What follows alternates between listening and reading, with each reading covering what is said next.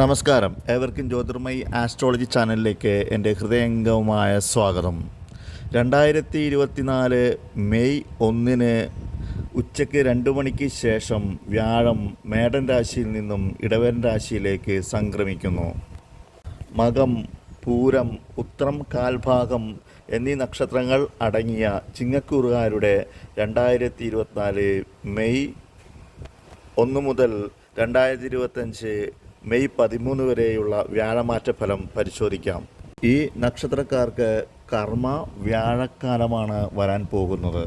ആരുടെ ഗ്രഹനിലയിലാണോ ചന്ദ്രാൽ വ്യാഴം 10ലേക്ക് ചാരവശാൽ വരുന്നത് അതിനെയാണ് കർമ്മവ്യാഴം എന്ന് പറയുന്നത്.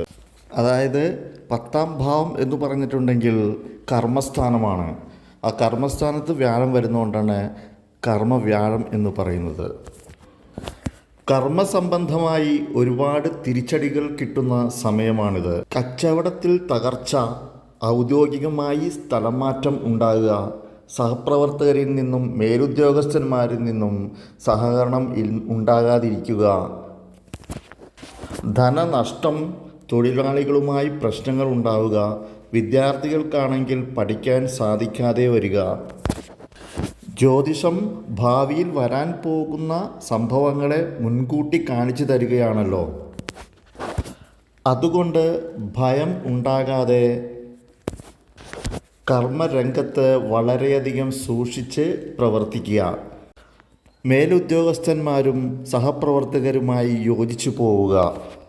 കൃത്യമായ പ്ലാനിങ്ങോടുകൂടി പോവുകയാണെങ്കിൽ തീർച്ചയായും കർമ്മവ്യാഴത്തിൻ്റെ പ്രശ്നങ്ങൾ ഒന്നും തന്നെ ഏൽക്കുകയില്ല. കൂടാതെ ഈശ്വരാധീനം ഉണ്ടാകുവാൻ ക്ഷേത്രാരാധന നടത്തുക, നല്ല മനസ്സോടുകൂടി നല്ല പ്രവൃത്തികൾ ചെയ്യുക. തീർച്ചയായും ഇങ്ങനെ ചെയ്തിട്ടുണ്ടെങ്കിൽ കർമ്മവ്യാഴത്തിൻ്റെ ആഘാതം ഇല്ലാതെ സുഗമമായി നമുക്ക് പ്രവർത്തിക്കുവാനും സാധിക്കും. അതുപോലെ ഒരു പ്രശ്നങ്ങളിലും ഏർപ്പെടുവാൻ പോകരുത്. പരമാവധി ഈ ഒരു വർഷക്കാലം ഒതുങ്ങി ജീവിക്കുക.